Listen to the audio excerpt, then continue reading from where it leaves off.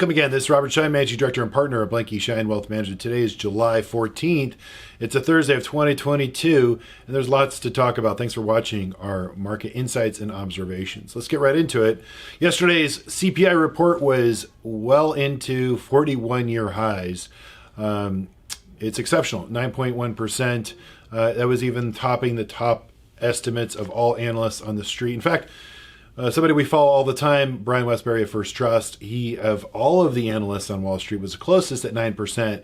Every other analyst was in the mid-8s. So kudos to First Trust once again, just proving as to why we follow them for a lot of our research, and we pass that along. Clients always wonder, hey, listen, why are you guys listening to First Trust all the time? Simply because they're closer to right than most economists normally are. So just want to point that out that, inflation is super hot. It's not unexpected. We discussed this on our Tuesday meeting, but on our video update. And on Tuesday, I haven't changed the board from here simply because essentially what the board was on Tuesday when our video update for you, I encourage you to go watch it again because I went through basically this warning signs of recession, and all three are basically well on their way, or if not in recession territory for the U.S. economy. And another catalyst to that, or at least another warning sign that we got today, the big money center banks. So the big banks on Wall Street, two in particular, reported today, and their CEOs said, hey, listen, we're now preparing for recession. They're putting more money in their loan loss reserves. They're suspending buybacks. And so they're preparing for what we believe we're in a recession. So they don't know what it's going to look like, how long it's going to last, or actually technically when it's going to be. We believe we're in it. But if the big money center banks are now preparing for a recession, that means that the Federal Reserve better start thinking about this. And obviously, the Federal Reserve odds are that they have to, on the July 27th meeting, that's their next meeting, raise interest rates. Betting odds went to 100 basis points or 1% in the next meeting. We still believe it's going to be 75 basis points, it's going to be measured, and it's going to be consistent. In fact, that's what I was, watched the Reuters link. I was on Reuters TV yesterday, and that's what I spoke about in my interview. They had a little clip about that. So if you want, take a little minute and review my interview yesterday. But essentially, that was the conversation, which is if the Federal Reserve is serious about what they have to do, and stay ahead of inflation and bringing inflation down and fighting it, they're going to have to raise interest rates, harder and faster than their current trajectory. But we believe we're going to see July 27th, 75 basis points, and then they take August off, which actually might be a great thing for everybody. It kind of sidelines the Feds for a while, allows maybe more inflation data to come in. Hopefully inflation rolls over. We actually got a hot PPI number today, which just confirms yesterday's CPI number. Producer price index is what I'm referring to, and that's on the front end. So when businesses buy stuff in goods and services, that just shows that inflation's on the front end, and the CPI is sort of the end result on the back end. So broadening of inflation is there, and it's consistent throughout. We just hope that everything starts sort of easing and inflation doesn't continue to spiral upwards. We believe inflation will sort of back off from here. We're already seeing that signs in obviously the commodities and the oil markets, and that's sort of an indication that we are headed for a recession in the U.S. economy here and globally. That being said, what we're looking at is what to watch, the earnings season. So we start off with the banks. We have to see what all the C-level executives are going to say. And quite frankly, they're going to do no different than what my kids did in school. When you take a test, you basically say, hey, listen, how the test was hard with the parents. How was the test today? It was hard. Well, how do you think you did? Well, I don't know. So they're managing expectations. They're talking it down. And ultimately, as a parent, our expectations are now leveling a couple levels down to brace for worst case scenario, thinking a C, and they pull out an A.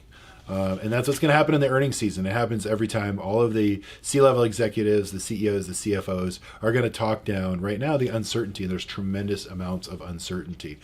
What is concerning in addition to all of this is the most recent information that we're getting from Washington.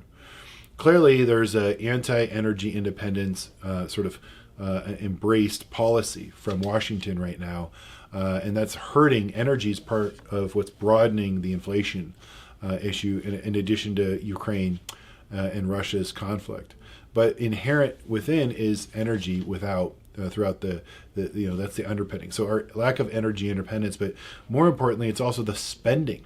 So we hear right now that Washington's working on a build back smaller, build back Biden, whatever you want to call it. By the time it gets to the president's desk to sign, that is trillions of dollars of spending, potentially billions of dollars, one way or another. We are in this mess because we have $10 trillion in the economy chasing too few goods or services because of supply chain, because of COVID shutdowns. And now we're trying to reopen and get everything back online. But you also have all this money out there. And that's what the Federal Reserve is trying to do, raise the borrowing rate and slow down the economy, to extract and slow down the economy by taking money out of the system to basically equalize the balance between goods and services, right? So supply and demand. But ultimately, if you then add another round of stimulus or money from Washington by way of a bill, it adds more kindling or fuel to the fire, if you will, of inflation. So unfortunately, the policymakers in Washington aren't really thinking this through. Now, there could be a silver lining here. Again, even though Senator Manchin was against this, he's actually for sort of passing this type of legislation because they can modify sort of healthcare, prescription drugs, and so on and so forth, sort of little things in the bill.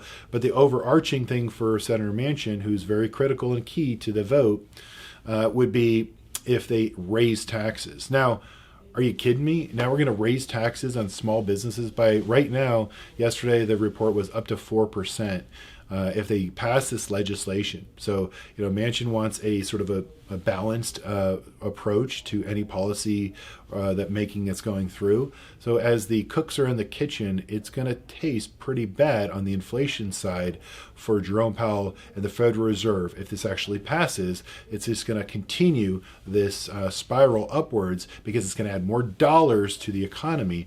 And right now we need less dollars. So the silver lining, I said, could come as early as November, because a lot of even the Senator Manchin's in the camp of, hey, listen, if you put in this potential bill, and we have to see how this next couple of weeks plays out in terms of the talks, but if you actually add that in, he'll vote for it. So he wants a balanced budget of sorts. But others that are running for re-election right now in November, even Democrats, are backing away from this sort of strategy because they think, listen, if they raise taxes and they get their name on this bill, they have a less likelihood of being reelected in November.